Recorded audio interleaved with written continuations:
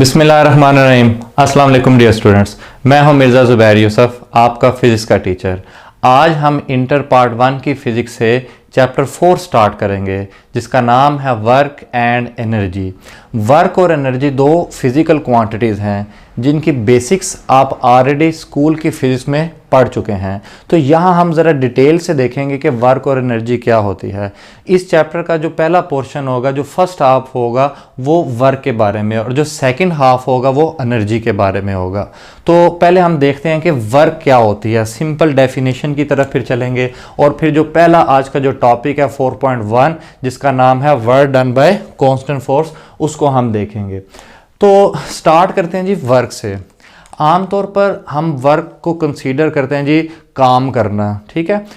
अगर मैं English language की बात करूं तो जो वर्क का वर्ड है ये बहुत ज़्यादा इस्तेमाल होता है जी। मैंने कॉलेज का वर्क किया, मैंने ऑफिस का वर्क किया, मैंने घर का वर्क किया। इसी तरह उर्दू में भी हम कहते हैं जी मैंने अपना काम कर लिया है, मैं अभी भी एक काम कर रहा हूँ जी, आपको मैं पढ़ा रहा हूँ, मैं लिख रहा हूँ। तो हमारे ज़हन में ये होता है कि ये जो फिज़िकल और मेंटल जो एफर्ट होता है ना, इसको हम वर्क कहते हैं। लेकिन फिज़िक्स की अगर बात की जाए, फिज़िक्स की डेफिनेशन की अगर बात की जाए, तो वर्क ये नहीं होती।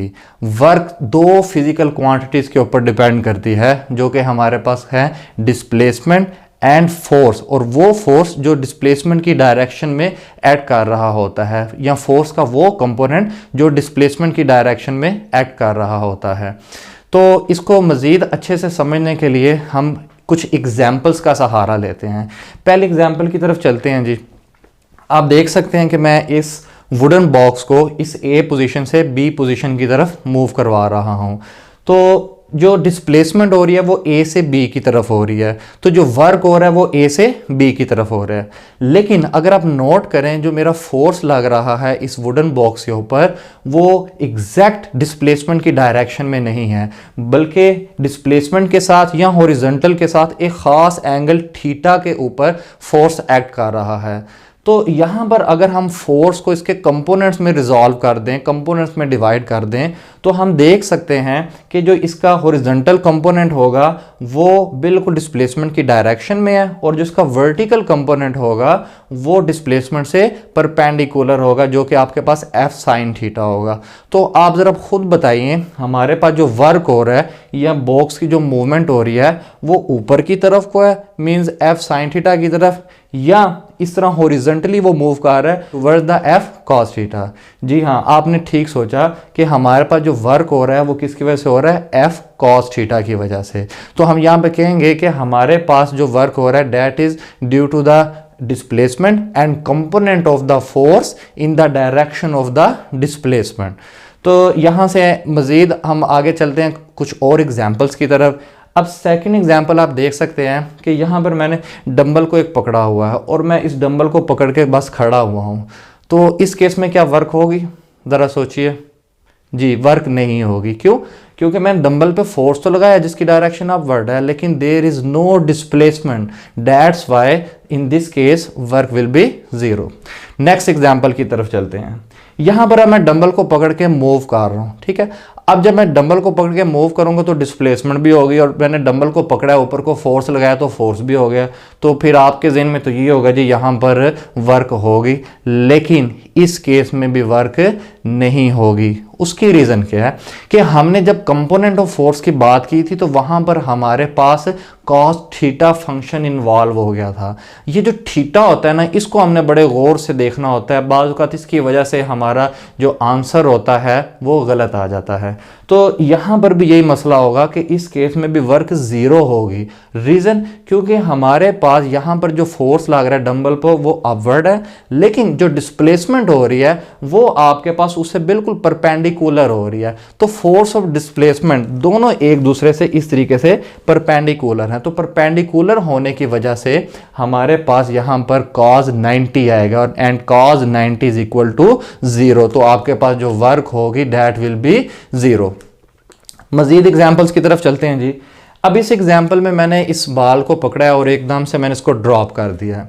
तो क्या हुआ, इस बाल के ऊपर ग्रेविटेशनल फोर्स लगा जिसकी वजह से ये नीचे को गया, तो डिस्प्लेसमेंट भी नीचे को, फोर्स भी नीचे को, तो दोनों पैरेलल हो गए। अब जैसे ही पैरेलल की बात आएगी तो आपके ज़हन में cos 0 डिग्री आना चाहिए, and cos 0 degree is equal to 1। तो इस केस में हमारे पास वर्क मैक्सिमम होगा जब हमारे पास फोर्स और डिस्प्लेसमेंट दोनों एक दूसरे से पैरेलल होंगे, या हमारे पास थीटा 0 डिग्री के इक्वल होगा। नेक्स्ट एग्जाम्पल की तरफ चलते हैं जी। यहां पर अब मैं इस बाल को ऊपर की तरफ को फोर्स लगा रहा हूं और बाल की जो डिस्प्लेसमेंट है वो भी ऊपर को हो रही है। तो अगर मैं यहां पर पहले ग्रेविटेशनल फोर्स की बात करूं जो कि हमेशा डाउनवर्ड है, मतलब नीचे को है, वर्टिकली डाउनवर्ड, लेकिन बाल तो ऊपर को जा रही है। अब क्या होगा, दोनों एक दूसरे से एंटी पैरेलल हो जाएंगे। फोर्स आपके पास जो नीचे है ग्रेविटेशनल, और डिस्प्लेसमेंट ऊपर, तो cos 180 that is equal to -1। तो यहां पर वर्क क्या हो जाएगी, नेगेटिव हो जाएगी जब फोर्स और डिस्प्लेसमेंट दोनों एक दूसरे से ऑपोजिट मतलब एंटी पैरेलल होंगे।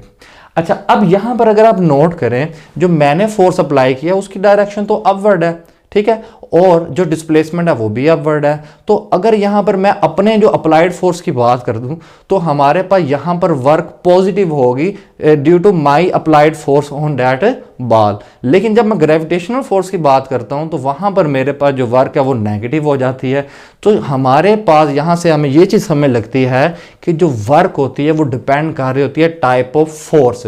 तो एक फोर्स मतलब मोशन सेम था, बाल ऊपर को जा रही थी, लेकिन हमने फोर्स की नोयत चेंज कर दी तो वर्क भी हमारे पास चेंज हो जाएगी, ठीक है। अच्छा, अब इन एग्जाम्पल्स के बाद हम अपने टॉपिक की तरफ आते हैं आज के, that is topic 4.1 work done by constant force. तो पहले हम देखते हैं कि हमारे पास कांस्टेंट फोर्स क्या होता है।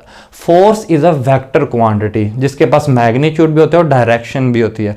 तो अगर हम कहते हैं कांस्टेंट फोर्स तो इसका मतलब कि इसका मैग्नीट्यूड और डायरेक्शन दोनों कांस्टेंट होंगी, दोनों चेंज नहीं हो रहे। The magnitude and direction of the force remain same, then the force is said to be constant.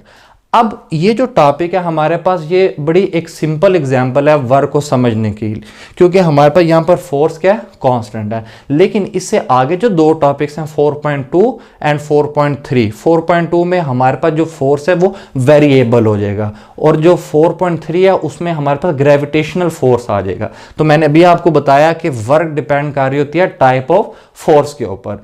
अब ये जो टॉपिक है ये ऑब्जेक्टिव के पॉइंट ऑफ व्यू से काफ़ी इंपॉर्टेंट है, इससे ढेर सारे MCQs, short question, numerical generate किए जा सकते हैं। लेकिन जो टॉपिक 4.2 और स्पेशली 4.3 है वो इंपॉर्टेंट है लॉन्ग क्वेश्चन के पॉइंट ऑफ व्यू से, और 4.3 तो बहुत ज़्यादा दफ़ा बोर्ड में रिपीट होता है।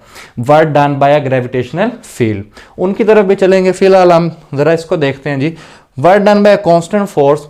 अब यहां पर वही वाला एग्जांपल जो मैंने अभी आपको थोड़ी देर पहले बताया, जिसमें मैं इस ब्लॉक को मूव करवा रहा था ए पोजीशन से बी पोजीशन की तरफ। तो यहां पर जो मैंने फोर्स अप्लाई किया था वो मैंने कांस्टेंट फोर्स कंसीडर किया था। मतलब सपोज 20 न्यूटन है, 20 से ना ज़्यादा हो रहा है ना कम हो रहा है, तो 20 न्यूटन फोर्स की वजह से मैं इस बॉक्स को या ब्लॉक को मूव करवा रहा हूं, तो मेरे पास इस केस में जो फोर्स होगा वो कांस्टेंट होगा और उसकी डायरेक्शन भी मैं चेंज नहीं कर रहा। तो हमारे पास जो वर्क होगा वो किस वजह से होगा, वो प्रोडक्ट की वजह से होगा, दो फिजिकल क्वांटिटी। अभी आपको मैं बता चुका कौन सी, number 1 is the magnitude of displacement and number 2 is the component of force in the direction of displacement. तो ये आपके पास डेफिनेशन, ये भी 2 नंबर की शॉर्ट क्वेश्चन के तौर पर आ सकती है कि work done by constant force is defined as the product of magnitude of displacement and component of force in the direction of displacement, ठीक है। अच्छा, अब यहां से मुझे एक बात पता चलती है, जब मैं इस फार्मूला को देखता हूं W is equal to F cos theta into D, तो ये आपके पास कंपोनेंट ऑफ फोर्स आ गया in the direction of displacement, और ये आपके पास मैग्नीट्यूड ऑफ डिस्प्लेसमेंट, ये दोनों का मैग्नीट्यूड है, इधर कोई डायरेक्शन नहीं है, ठीक है। तो हमें ये पता चलता है कि ये जो कॉस फंक्शन है, हमने चैप्टर 2 में भी पढ़ा, ये स्केलर प्रोडक्ट या डॉट प्रोडक्ट में आ रहा होता है। तो हम इस फोर्स और डिस्प्लेसमेंट जो कि वेक्टर क्वांटिटीज है, इनको इस तरह डॉट की फॉर्म में लिख सकते हैं। तो यहाँ से भी हमें पता चलता है कि हमारे पास जो वर्क है ये एक स्केलर क्वांटिटी है, या हम कह सकते हैं work is a scalar product of force and displacement. तो इसका जिसका मतलब हम वर्क की एक और डेफिनेशन भी कर सकते हैं, द स्केलर प्रोडक्ट और the dot product of force and displacement is known as work. अच्छा जी, अब मैंने आपको बता दिया कि इसकी जो टाइप है that is the scalar quantity. Next हम चलते हैं जी यूनिट की तरफ। अब हमारे पास जो वर्क है वो फोर्स और डिस्प्लेसमेंट पे डिपेंड करती है। तो हमने देखा कि जो फोर्स है इसका यूनिट हमारे पास क्या होता है, न्यूटन, और डिस्प्लेसमेंट का यूनिट क्या होता है, मीटर। तो वहाँ से हम कह सकते हैं कि हमारे पास जो न्यूटन मीटर है that is the unit of work, या इस न्यूटन मीटर को हम जूल भी कहते हैं। जूल एक साइंटिस्ट था, तो उसके नाम से ही यहाँ पर हम इसको जूल से भी रिप्रेजेंट कर सकते हैं, और आगे मोस्टली हम जब न्यूमेरिकल वगैरह करते हैं तो उसमें हम जूल इस्तेमाल करते हैं।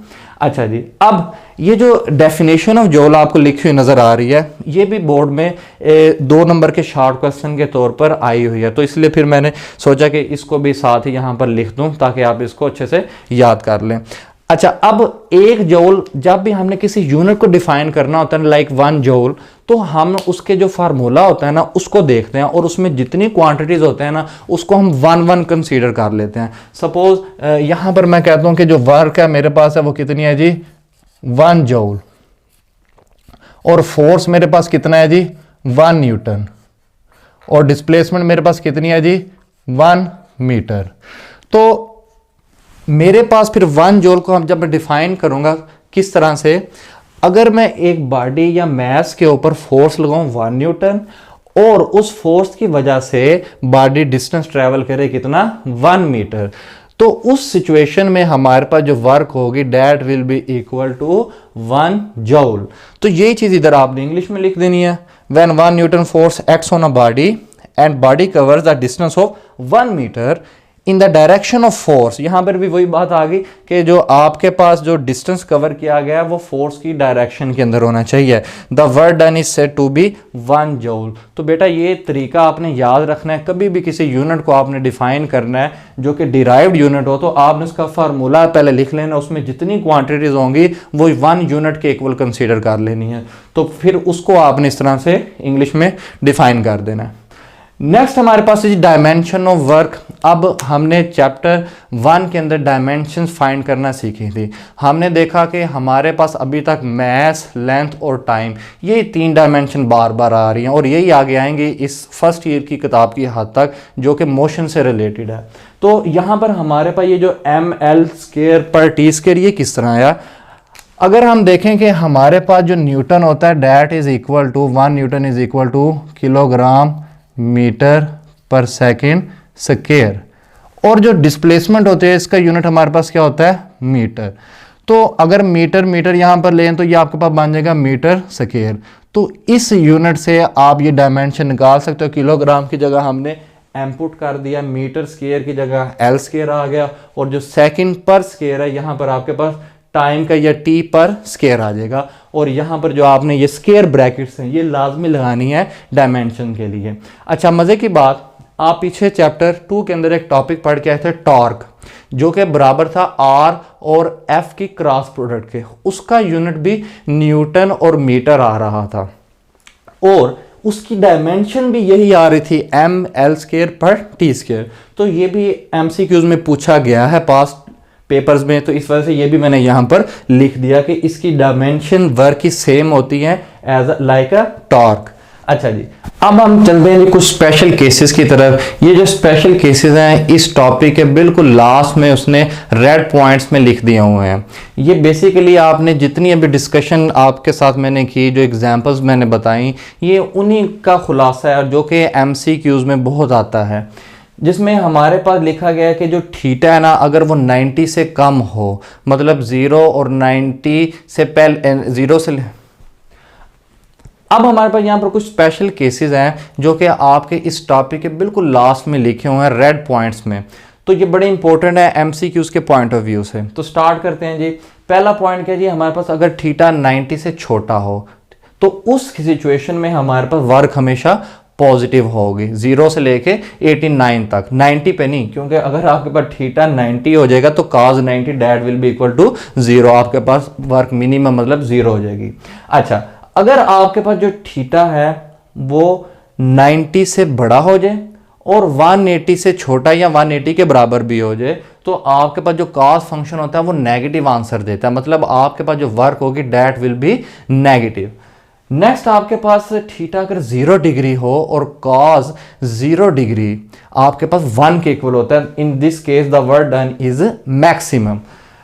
अच्छा, अब यहां पर एक ग्राफ, ये भी आपके इसी टॉपिक के अंदर उसने दिया हुआ है नीचे, जो आपको पिंक या रेड कलर का नजर आ रहा होगा बुक में। तो इस ग्राफ के अंदर क्या जी, हमारे पास फोर्स और डिस्प्लेसमेंट है।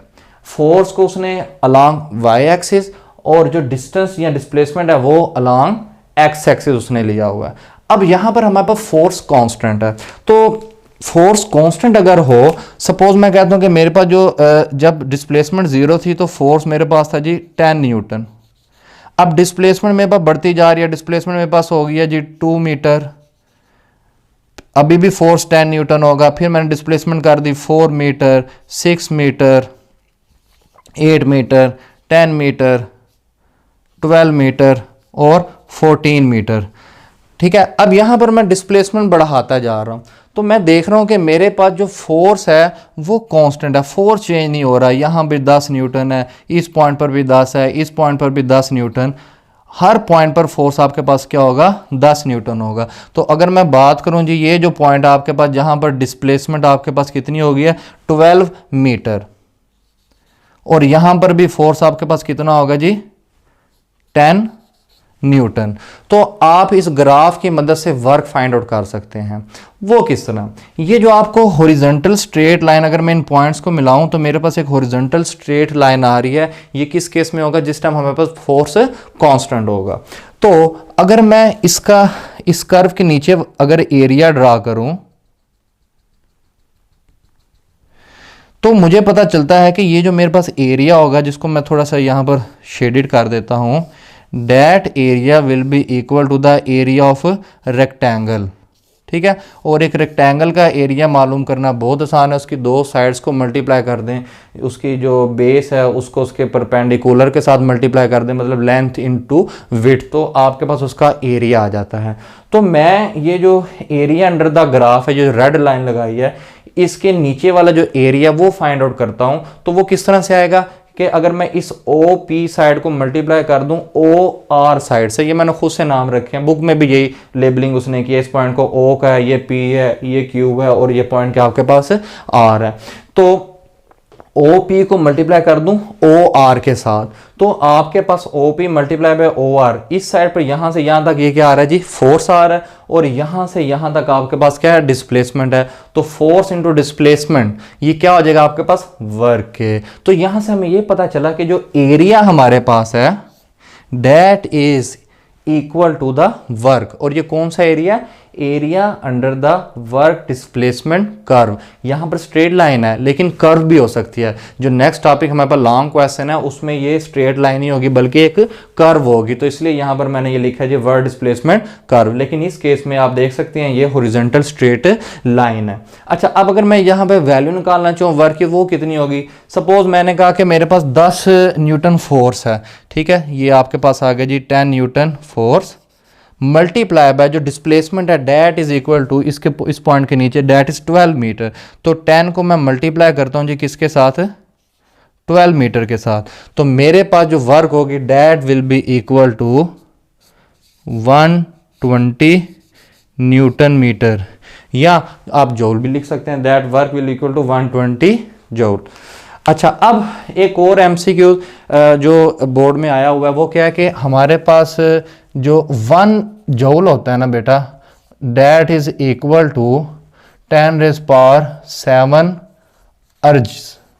ये भी जो अर्ज है ये भी यूनिट है जी वर्क का, ठीक है। अच्छा, अब इसी टॉपिक में अगर आप देखें तो आपको ये दो डायग्राम नजर आ रही हैं। एक डायग्राम में ये बाल्टी पकड़ी हुई है किसी ने और बाल्टी को मूव करवा रहा है, perpendicular to the direction of force, और आपसे पूछा जा रहा है कि यहाँ पर वर्क होगा कि नहीं होगा। ज़रा सोचिए इसके बारे में। और दूसरी एग्जांपल है, इसके अंदर एक बंदा खड़ा हुआ है और दीवार के ऊपर फोर्स लगा रहा है। यहाँ भी पूछा जा रहा है कि आपके पास वर्क होगी कि नहीं होगी, इसके बारे में भी ज़रा सोचिए। तो पता चलता है कि दोनों केस में वर्क ज़ीरो है। पहला केस वही वाला है जो मैंने डंबल पकड़ के मूव कर रहा था, दोनों एक दूसरे से परपेंडिकुलर थे, फोर्स और डिस्प्लेसमेंट cos 90 आ गया और cos 90 डेट इज जीरो। तो पहले केस में वर्क जीरो होगा ड्यू टू cos 90 डिग्री। और दूसरे केस में डिस्प्लेसमेंट ही नहीं, ये वही वाला केस है जिसमें मैं डंबल पकड़ के खड़ा हुआ था और मूव नहीं था कर रहा। तो दोनों केस में वर्क क्या होगी, जीरो। इसी तरह आपकी एक्सरसाइज का ये पहला शॉर्ट क्वेश्चन है, डेट इज 4.1। इस शॉर्ट क्वेश्चन के अंदर वो बता रहा है कि जी एक बंदा खड़ा है, उसने हाथ में शापर पकड़ा हुआ, घर का सामान है ग्रॉसरी का, और अपने दोस्त से बातें कर रहा है। और इसी क्वेश्चन के अंदर दूसरी सिचुएशन बता रहा है कि एक कार है, उसका इंजन ऑन है लेकिन कार अपनी जगह पर रुकी है। कहता है कि बताओ इनमें क्या चीज़ कॉमन है, सिमिलर है, और किस चीज़ को ज़हन में रखना है from the point of view of work. Work के लिहाज से इनमें क्या चीज़ कॉमन है। तो हमें पता चलता है दोनों केसेस के अंदर वर्क ज़ीरो होगी। पहला केस वही कि उसने शापर पकड़ा हुआ है लेकिन वो उस तरह से मूवमेंट नहीं हो रही, लेकिन अगर वो मूवमेंट करता भी है तो एंगल 90 डिग्री हो जाता है, वर्क ज़ीरो होगी। और दूसरी सिचुएशन में डिस्प्लेसमेंट नहीं हो रही, कार का इंजन ऑन है, ठीक है, लेकिन वो मूव नहीं कर रही, तो डिस्प्लेसमेंट जीरो होने की वजह से यहाँ भी वर्क क्या होगी, जीरो होगी। तो उम्मीद है स्टूडेंट्स आज के टॉपिक आपको अच्छे से समझ आ गई होगी। फिर भी अगर कोई चीज़ क्लियर नहीं है तो आप नीचे कमेंट्स में पूछ सकते हैं। जल्दी मिलते हैं नेक्स्ट लेक्चर में। अल्लाह हाफिज़।